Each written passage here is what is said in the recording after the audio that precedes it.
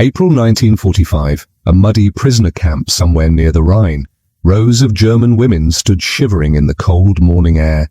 Their coats were buttoned tight. Their hands were numb. Their hearts were pounding.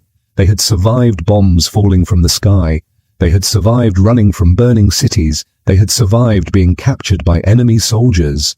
But now, an American officer walked slowly down the line. He stopped. He looked at them, and then he gave an order that made their blood turn to ice. Open your coat. 3 words, that was all. Some women froze. Some grabbed their coats tighter. One young woman felt her legs go weak. She thought she might collapse right there in the mud. They knew what this meant. They had been warned about this moment for years. Every poster, every radio broadcast, every whispered story had prepared them for this. This was it, the moment they feared most. But here is the strange part. What happened next was not what any of them expected, not even close. In fact, it was the complete opposite. And when they finally understood what was really happening, some of them started to cry. But not from pain, not from shame, from something they never thought they would feel again. What did that order really mean? What did the Americans actually do? And why did it change everything these women believed? Stay with me until the end, because this true World War II story will surprise you. If you love real history stories that are not in the textbooks, hit that subscribe button right now. Click the like button to support this channel, and watch the full story because the ending will shock you. Let's begin. They were never supposed to be there. Not in uniform, not near the front, not in the path of collapse. But by 1945, thousands of German women were exactly where the Nazi command had once promised they would never be, inside the machinery of total war. Hannelore Voigt was 22 when she was assigned to a Wehrmacht signals unit. She had trained as a radio operator in a clean school building in Bavaria. She wore a grey auxiliary uniform. She typed coded messages. She plotted coordinates. She never fired a gun. She was not a soldier, but she moved with soldiers. And when the soldiers retreated, so did she. Renate Kessler had been a clerk in a supply depot near the Rhine. Her job was simple: track inventory, file reports, stamp documents. She worked in a basement office lit by a single bulb. The work was boring, safe, forgettable. Until February 1945, when the American advance shattered the front lines. The depot was abandoned in hours. Renate grabbed her coat and followed the convoy west. There was no plan, there was only movement. Anneliese Falk was 19, a nurse's aide. She had volunteered because it seemed noble. She had imagined tending to wounded heroes in clean hospitals behind secure lines. Instead, she found herself in a field station that moved every 3 days. Wounded men screamed on tables made of doors. There was never enough morphine, never enough bandages, and when the shelling got close, they packed the trucks and ran. Waltraud Lindemann drove one of those trucks. She was 28, older than most, stronger. She didn't talk much. She just drove, through mud, through smoke, through roads clogged with refugees and deserters. She kept her hands on the wheel and her eyes forward. She had learned not to look at the faces. The numbers were staggering. By the final year of the war, more than 500,000 German women served in auxiliary roles across the Wehrmacht, Luftwaffe, and SS. They were radio assistants, typists, switchboard operators, drivers, cooks, nurses, and clerks. Most were between 18 and 25. Most had never seen combat. Most believed they would be kept far from danger. They were wrong, caught in the flood. When the Third Reich began to collapse in the spring of 1945, military order dissolved into chaos. Entire divisions retreated without coordination. Supply lines vanished. Commands were ignored or never received.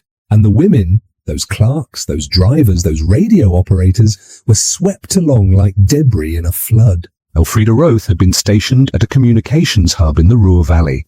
When American forces encircled the region, the officers fled first. The women were told to wait for transport. The transport never came. So they walked 30 kilometers in 2 days. No food, no map. Elfriede's boots tore open her heels. She wrapped them in cloth torn from her undershirt. The cloth turned red. She kept walking. Traudl Wirth wasn't even military. She had worked as a civilian translator at a local headquarters. When the staff evacuated, she begged to go with them. She had a husband in a POW camp somewhere in France. She needed to survive long enough to find him. They let her climb into the back of a truck. No one checked her papers. No one cared. Surrender came in pieces. Some women were captured at roadblocks, others during mass surrenders. Some were found hiding in barns, basements, or abandoned schools. Hannelore Voigt's unit was stopped by American troops on a country road outside Kassel. The soldiers were young, tired. They pointed rifles and shouted in English. Hannelore raised her hands. So did the 12 other women in the back of the truck. One of the American soldiers looked confused. He called for his sergeant. "What do we do with them?" he asked. The sergeant shrugged. "Same as the men. Process them. Move them to the cage." The cage? That was the word they used. Prisoner cage. Hannelore's stomach dropped. They were not prepared. None of these women had been trained for captivity. There were no protocols, no instructions, no reassurances. They had been taught to type, to bandage, to drive, to follow orders, but no one had taught them what to do when the war ended and they became the enemy. Renate Kessler would later write in her memoir, "We did not think of ourselves as soldiers. We thought of ourselves as workers, as helpers. We believed that because we had not fought, we would not be punished. We were mistaken." In the first weeks of May 1945, Allied forces processed tens of thousands of German prisoners daily. The camps swelled. Tents were erected in muddy fields. Barbed wire surrounded empty pastures. The women were separated from the men and moved into smaller compounds. There were no beds, no stoves, just canvas, dirt, and cold. And there, in those camps, fear began to grow. Not from what was happening, but from what they imagined might happen next. Fear does not need evidence to grow, it only needs silence. And inside the prisoner camps, silence was everywhere. The women did not know what would happen to them. They had no information, no schedule, no answers. They only had rumors, and memories of warnings they had been hearing for years. The propaganda had started long before the war ended. From 1943 onward, as the tide turned against Germany, Nazi officials began preparing the population for the possibility of occupation, but they did not prepare them with truth. They prepared them with terror. Joseph Goebbels, the Reich Minister of Propaganda, understood one thing perfectly. Fear of the enemy kept people loyal. And so he fed that fear deliberately, constantly, ruthlessly. Posters appeared in train stations and town squares. They showed brutal caricatures of Allied soldiers. Beneath them, warnings were printed in bold letters. Protect your women. Protect your honor. The enemy shows no mercy. Radio broadcasts told stories of occupied villages in the east. Stories of violence, stories of women dragged from their homes, stories designed not to inform, but to horrify. Hannelore Voigt remembered listening to one such broadcast in early 1944. She was still in training then.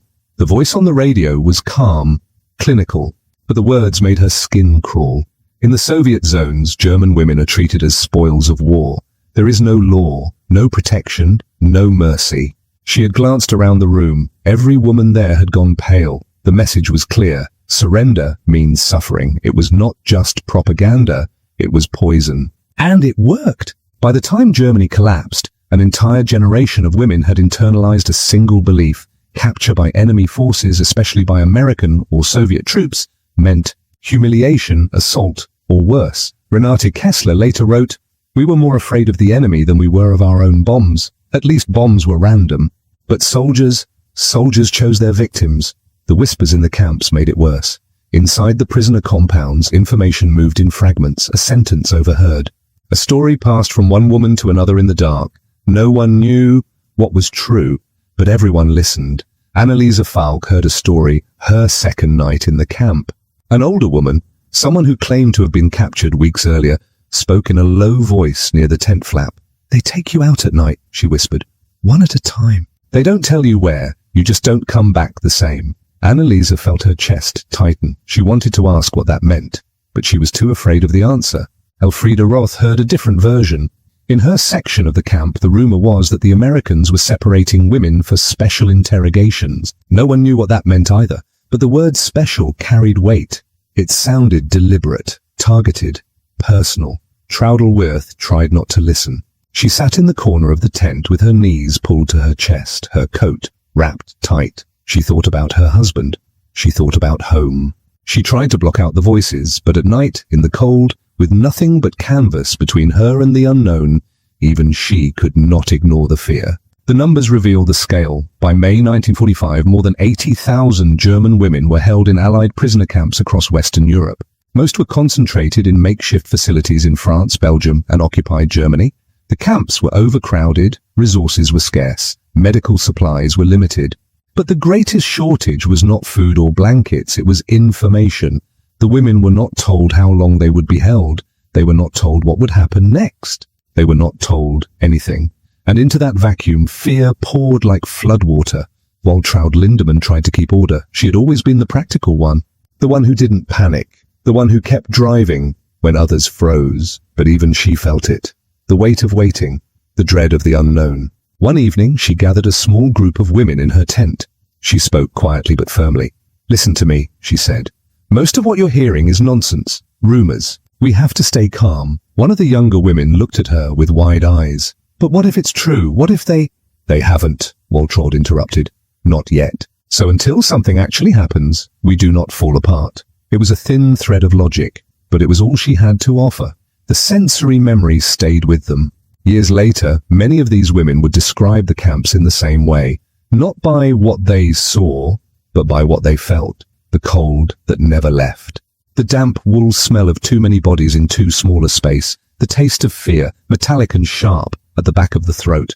Hannelore Voigt remembered the sound most clearly, the low hum of whispered conversations that never stopped, day and night, a constant murmur of anxiety. It was like being inside a beehive, she later wrote, except the bees were all waiting to be crushed. And then one morning, the waiting ended. Guards moved through the camp before dawn. They shouted orders in English. Women were told to line up outside, immediately. No delays, no explanations. Annaliese's hands shook as she buttoned her coat. Renata's breath came fast and shallow. Traudl closed her eyes and whispered a prayer she hadn't said since childhood. Waltraud stood near the front of the line. Her face was stone, but inside her heart hammered. Hannelore clenched her fists inside her pockets. She thought about her family. She thought about the radio she used to operate. She thought about everything she had survived to get here. And she wondered if this was the moment all the warnings had been leading to, the moment they had been taught to fear most. The yard was not large, maybe 50 meters across, bare dirt, patches of mud where the rain had pooled. A single wire fence on 3 sides. It was barely dawn. The sky was grey. The air smelled of wet canvas and wood smoke from the guard station. The women stood in uneven rows, shoulder to shoulder. Some had buttoned their coats wrong in the rush. Others had no coats at all, just thin wool jackets issued days earlier. There were no chairs, no shelter, just the open ground and the cold. Hannelore Voigt counted the women in her line, 23. She counted them twice to keep her mind busy, to stop herself from thinking about why they were there. Behind her, someone coughed, a wet, rattling sound, the kind that came from sleeping on frozen ground for too many nights. No one had explained the order. The guards had simply shouted, "Rouse! Rouse! Out! Out!" The women had stumbled from their tents into the pale morning light. They formed lines because that was what you did when soldiers shouted. You obeyed, you did not ask questions. But now, standing in the silence, the questions came anyway. Anneliese Falk whispered to the woman beside her, "What is this?" The woman shook her head. "I don't know." "Do you think they're moving us?" "I don't know." Anneliese bit her lip. Her fingers were numb. She wanted to put her hands in her pockets, but she was afraid to move. Across the yard, Renata Kessler stood perfectly still. Her face was blank. She had learned in the past weeks that showing emotion was dangerous, so she buried it. She made herself a stone. But inside her mind raced. Is this an interrogation? A selection? Are they separating us? She had heard that word before. Selection. It had meant something terrible in the camps in the East. She did not know if it meant the same thing here. She did not want to find out. The American officers arrived quietly. No fanfare. No announcement. Captain Thomas Mercer stepped into the yard with a medic beside him. He wore a clean uniform. His boots were polished. His face was tired, but neutral. He carried a clipboard. Behind him, Sergeant Dawson stood with his rifle slung over his shoulder. He did not point it at anyone. He did not need to. His presence was enough. Nurse Lieutenant Mary Callahan followed a few steps behind. She carried a canvas medical bag. Her expression was calm, professional. To the women in the yard, they looked like judges. Captain Mercer walked slowly along the first row. His boots made soft sounds in the dirt. He did not speak. He simply looked at each woman as he passed. He paused in front of one, wrote something on his clipboard, moved on. The woman he had paused in front of began to tremble. Hannelore watched from 3 rows back. Her throat felt tight. She could not swallow. What is he writing? What did he see? Mercer reached the end of the first row. He turned, walked down the second. The silence was unbearable. Somewhere behind Hannelore, a woman started to cry, soft, muffled. She was trying to stay quiet, but the sound carried anyway. No one told her to stop. Then the order came. Mercer stopped in front of Waltraud Lindemann. He looked at her for a long moment. Then he spoke. His voice was not loud, not harsh, but it cut through the cold air like a blade. Open your coat. 3 words, in English. Waltraud understood English. She had learned it in school, years ago. But for a moment, her brain refused to process the meaning. She stared at him. He repeated it, slower this time. Open your coat. Her hands moved to the buttons, but they would not obey. Her fingers were stiff, frozen, not from the cold, from fear. Behind her, the other women had heard the command. Even those who did not speak English understood the gesture Mercer made, a simple motion with his hand, miming the opening of a coat. Annalisa felt her knees weaken. She grabbed the arm of the woman next to her to stay upright. Elfrida Roth closed her eyes. She thought she might be sick. Troudleworth's lips moved silently, a prayer. A plea? She did not know anymore. This was the moment they had been warned about. This was the moment the propaganda had described. The moment the whispered stories had promised. The moment when control was taken, when dignity was stripped, when the war stopped being about nations and became about bodies. Renata Kessler felt something break inside her chest, not pain, something worse, resignation. This is it, she thought. This is what happens now. Waltraud finally opened her coat. Her hands shook as she unbuttoned it. She pulled the fabric apart. Beneath it, she wore a thin grey shirt. It hung loose on her frame. She had lost weight. They all had. She stood there, exposed, waiting. Corporal Hartley, the medic, stepped forward. He looked at her, not at her face, but at her torso, her collarbone, her arms. He made a note, nodded to the nurse. Then he moved to the next woman. Open your coat. The command repeated, row by row, woman by woman. Some obeyed immediately, others hesitated. One woman tried to close her coat again after opening it. Sergeant Dawson stepped forward, not threatening, but firm. The order was given again. She complied. Hannelore's turn came. She had watched it happen to 15 women before her. She had seen the medic's eyes. She had seen him write notes. She had seen women pulled aside and led toward a tent at the edge of the yard.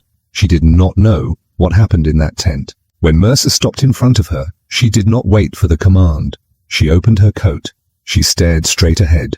She did not look at him. She did not look at the medic. She looked at the grey sky and made herself disappear inside her own mind. Hartley glanced at her, wrote something, moved on. Hannelore closed her coat. Her hands were shaking so badly she could barely fasten the buttons. The inspection continued, one by one, methodically, without emotion.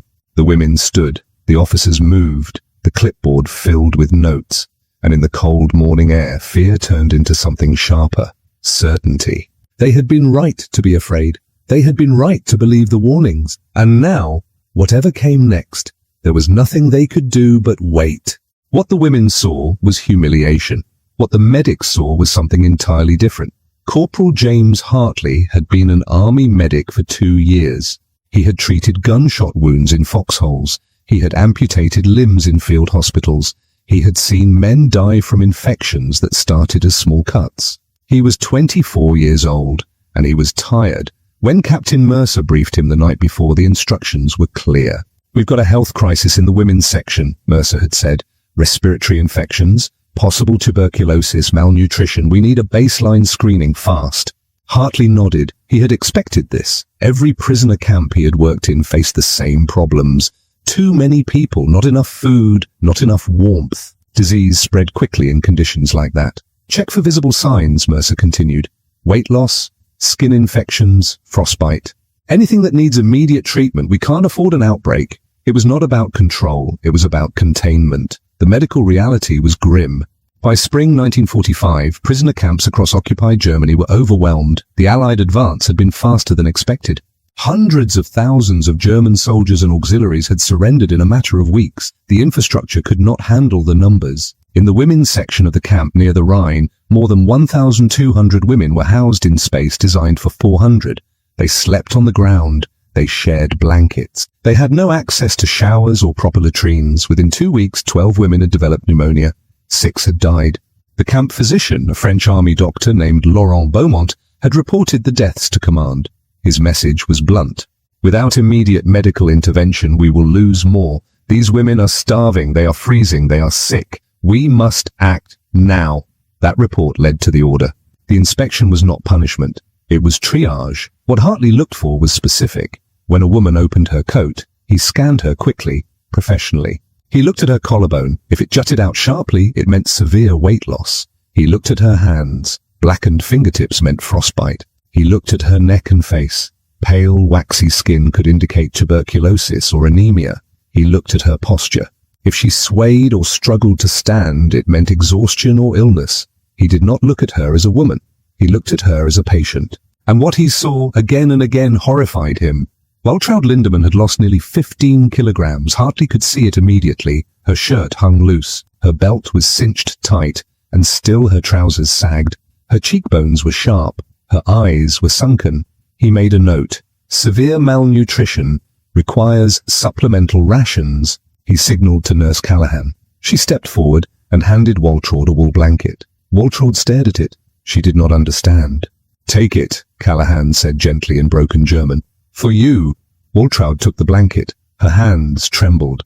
3 women down the line, Hartley found frostbite. Elfriede Roth had wrapped her hands in strips of cloth. When he asked her to remove them, she hesitated.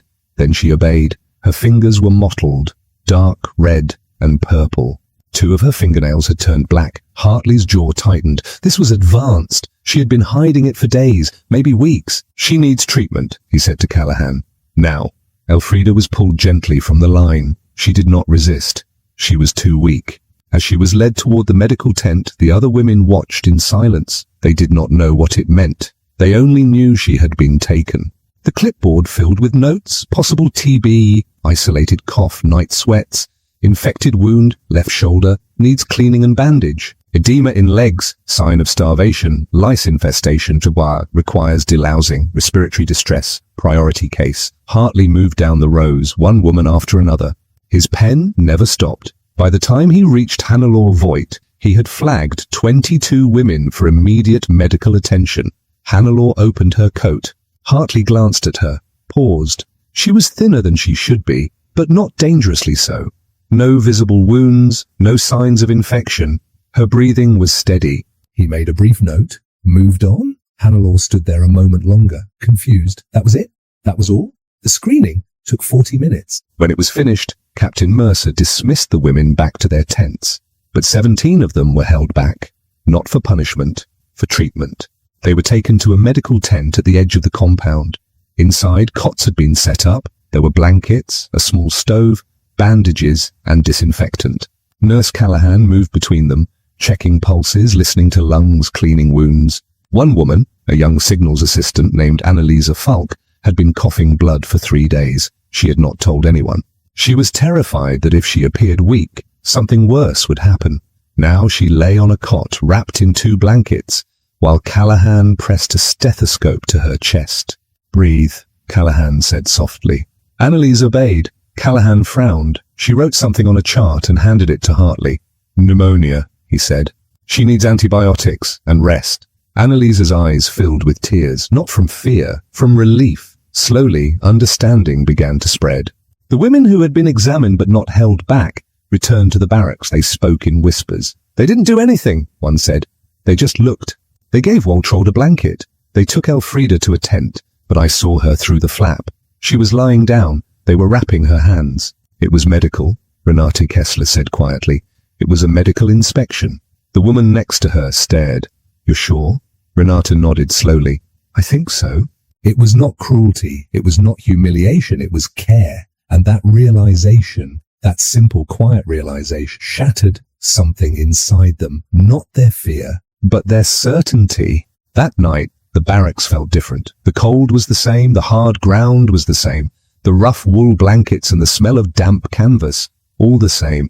But something had shifted. The women did not sleep right away.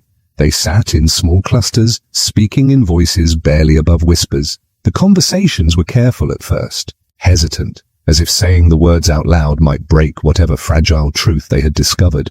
Hannelore Voigt sat near the tent flap, her diary balanced on her knee. She had not written anything yet. She did not know how to describe what had happened. She had expected violence. She had received a glance. She had expected cruelty. She had received a clipboard note. It made no sense, and yet it had happened. The first whispers were questions. "Did they hurt anyone?" a young woman asked from across the tent. "No," Renata Kessler answered. "They didn't touch anyone? Not like that. But they took people away. To the medical tent," Waltraud Lindemann said. Her voice was steady, firm. "I saw it. They were treating wounds, giving blankets, checking for sickness." Silence followed. Then another voice, quieter. "Why?" No one had an answer. For some, belief came slowly. Troudel-Worth sat in the corner, her blanket wrapped tight around her shoulders. She had not spoken since returning from the yard. Her face was pale. Her hands still trembled. She wanted to believe what the others were saying, but years of warnings echoed louder than one morning of mercy. "They are the enemy," she thought. "Enemies do not help. Enemies do not heal." She remembered the posters, the broadcasts, the stories whispered by neighbors and repeated by officials. The Americans are no different from the Soviets. They will take what they want. They will show no mercy. And yet, she had opened her coat. The medic had looked. He had written something. He had moved on. He had not smiled. He had not leered. He had not reached for her. He had simply done his job. Elfriede Roth returned to the barracks the next morning. Her hands were wrapped in clean white bandages. Her color was better. She had been given hot soup and allowed to sleep in a heated tent. When she entered, the other women stared. She stood in the doorway, unsure what to say. "They treated you?" Waltraud asked. Elfriede nodded. "The nurse cleaned my fingers. She said 2 might be saved. The others..." She paused. "The others might not, but she was kind. She was careful." "They didn't hurt you?" Elfriede shook her head. "No. They gave me medicine and bread." Real bread. The words hung in the air. Real. It was such a small thing, and yet it meant everything. Annalisa Falk remained in the medical tent for 3 more days. Her pneumonia was serious. She needed rest and medication. Nurse Callahan checked on her every few hours, adjusting her blankets, bringing water, listening to her lungs. On the second day, Annalisa asked a question she had been afraid to ask. "Why are you helping me?" Callahan looked at her. Her expression was tired, but gentle. "Because you are sick," said Sim. "And I am a nurse." Annalisa did not know how to respond. In her mind, she was still the enemy, a German, a member of the losing side, a prisoner, but Callahan did not treat her like an enemy. She treated her like a patient. Later, Annalisa would write about that moment in a letter to her mother. "I thought they would see me as something less than human. Instead, they saw me as someone who needed help, and they helped me. I do not understand it, but I am grateful." Back in the barracks, the conversations grew bolder. Women who had been silent for days began to speak. They shared what they had seen, what they had felt, what they had expected versus what had actually happened. Renata Kessler listened carefully. She had always been an observer, a collector of details, and what she observed now was a slow unraveling. Not of fear. Fear still lingered, but of certainty. The certainty that had been built over years. The certainty that the enemy was evil. That capture meant suffering. That mercy was impossible. That certainty was cracking. One woman spoke the words that many were thinking. Her name was Brigitte. She was older than most, perhaps 30. She had been a civilian secretary attached to a logistics unit. She sat near the center of the tent, her arms crossed, her face lined with exhaustion. "We were lied to," she said.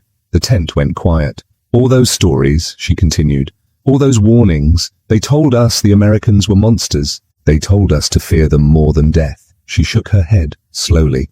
"But look at us. We are still here. We are still alive. They examined us like doctors. They fed us like people." She paused. "Either everything we were told was wrong, or this is some kind of trick." Waltraud spoke. "It is not a trick. I have seen tricks. This was not one." Brigitte looked at her. "Then what was it?" Waltraud thought for a long moment. "Procedure, so," she said finally. "Just procedure. They have rules. They followed them." It was not a grand answer, not a comforting one, but it was honest. Hannelore finally wrote in her diary that night. She sat by the dim light of a single candle stub, her pen moving slowly across the page. Today I learned that not all enemies are the same. Today I learned that fear can lie louder than truth. I do not know what tomorrow will bring, but I know this: the war I was taught to expect is not the war I am living through. And I do not know what to believe anymore. She closed the diary. Outside, the camp was quiet. The guards walked their round. The stars were hidden behind clouds. And somewhere in the medical tent, Annalisa Falk slept peacefully for the first time in weeks. She learned to write with her left. She became a school teacher in a village near Munich. She taught children to read and write and add numbers. She never told her students about the war, but sometimes when they asked about her hand, she would pause. An accident, she would say. A long time ago, it was easier than explaining. Easier than describing the cold, the fear, the moment when an American medic had looked at her ruined fingers and said, "We'll do what we can." They had done what they could. It had not been enough to save her hand, but it had been enough to save her life. Annalisa Falk recovered from pneumonia. She spent 2 weeks in the medical tent before being transferred to a proper hospital. By the time she was released, the war had been over for months. She returned to her parents' farm in the countryside. She helped with the harvest. She married a neighbor's son in 1950. She had 4 children. She lived until 2003. In her final years, she spoke often about the war, not with bitterness, not with pride, but with something closer to wonder. "I was 19 years old," she said in one interview. "I thought I was going to die in that camp. I thought the Americans would do terrible things to us. Instead, they gave me medicine and soup and a warm bed. I have never forgotten that. I never will." The statistics tell a larger story. Of the more than 80,000 German women held in Allied prisoner camps in Western Europe, the vast majority survived. Mortality rates were low compared to other theaters of the war. Medical care, while limited, was provided. Food, while scarce, was distributed. This was not paradise. The camps were cold and crowded. Conditions were harsh. Mistakes were made. But the systematic brutality the women had been taught to expect did not occur. The propaganda had lied. Fear leaves a long shadow. That is perhaps the deepest lesson of this story. Not that the Allies were saints. They were not. Not that war is anything but brutal. It is. But fear, irrational, cultivated, weaponized fear, can distort reality beyond recognition. The women in that yard believed they were about to be violated. They believed it because they had been told to believe it for years by their own leaders, through posters and broadcasts and whispered warnings. And when the moment came, when the order was given, they could not see what was actually happening. They saw monsters. They saw threats. They saw the enemy of their imagination. What they did not see, not at first, was a medic with a clipboard doing his job. Years passed, the camps closed, the women went home, but the memory of that morning stayed with them, not as trauma, not as victory, but as a question they could never fully answer. Why had they been so afraid of something that never happened? Hannelore Voigt returned to Bavaria in late 1945. Her family home was damaged but standing. Her mother wept when she walked through the door. Her father sat in silence, unable to speak. She did not tell them everything. Some things were too hard to explain, but she kept her diary. And decades later, when historians began collecting testimonies from women who had served in the war, she shared it. In one entry, written months after her release, she reflected on the inspection in the yard. "I have thought about that morning many times. I have asked myself why I was so certain something terrible would happen. And I have realized the answer. I was not afraid of what I saw. I was afraid of what I had been taught to see. The enemy in my mind was far worse than the enemy in front of me. The others scattered across the ruins of Germany." Renate Kessler settled in Frankfurt. She worked as a translator for the Allied occupation government. The irony was not lost on her. The same language she had once feared now paid her wages. She married in 1948, had 2 daughters, never spoke about the war until she was in her 70s. When she finally did, in an interview for a university archive, she said something that surprised even her. The Americans were not kind to us because they liked us. They were not cruel because they hated us. They simply followed their rules.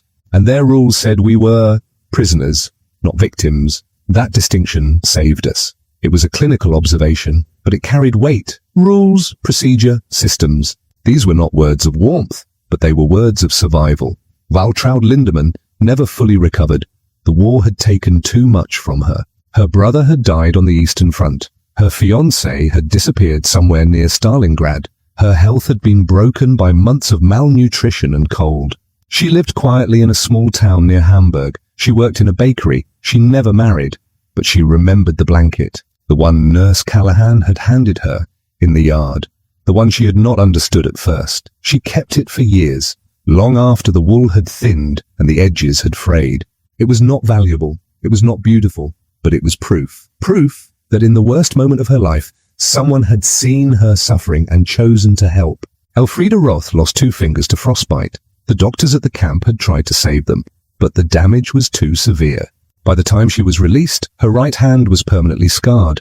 The war ended, but the lesson remains. Sometimes the most terrifying moments are not acts of cruelty. They are moments of uncertainty, moments when we do not know what comes next. And sometimes what comes next is not what we feared. Sometimes it is simply human beings following rules, treating prisoners as patients, offering blankets instead of blows. It is not heroic, it is not dramatic, but it is real.